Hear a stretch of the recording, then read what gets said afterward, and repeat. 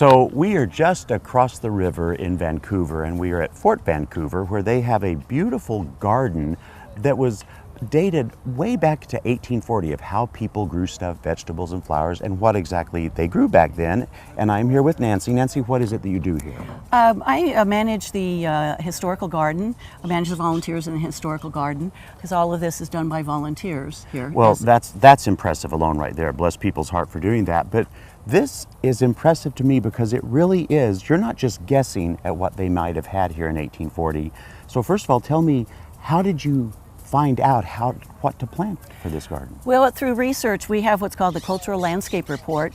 Has documented from journals, from letters, seed lists from ships coming overland from York Factory, of what they did grow, and of documents of what they ate, so that we can put together of what they did grow here in the 1840s. And have you found, what has happened when it comes to, like, okay, let's say it's a potato, then how do you know, because we have so many varieties of things now, how do you know that you're getting close to what that actual potato was? That's a very good question. We have to research and find out how old the potatoes are, where they came from, are they from England, from back east, from Canada, Eastern Canada, and try to find as old a varieties as we can, because a lot of times they just said potatoes or they said peas and really didn't specify what the variety was.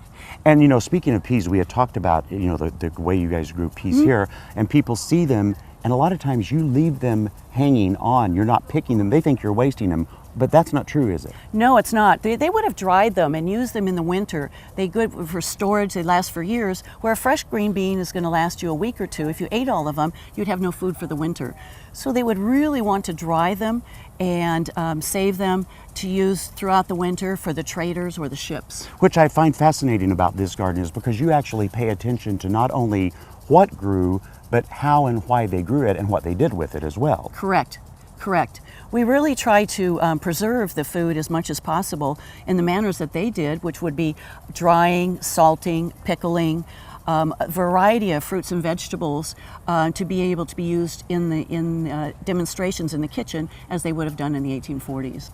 So Nancy, I know that the goal is to eventually get every plant, flower, vegetable, herb in here at 100% accuracy. What percentage are you at currently? With the fruits and vegetables, we're at about a 99% accuracy. We've worked really hard to come up and be as accurate as possible. Flowers, not quite so much, but we're working on that, and we do want to be 100% accurate to the 1840s of what Dr. McLaughlin grew here at that time. Well, and I found it interesting that we put flowers in because we think they're pretty, but they did it for other reasons as well, didn't they? Well, they did it for medicinal purposes, also because they did want it to look nice, like an English garden, so they did have flowers, and that's documented that they incorporated the flowers into the garden, as well as like the strawberries along the pathways. It was noted that they did have strawberries on the pathways.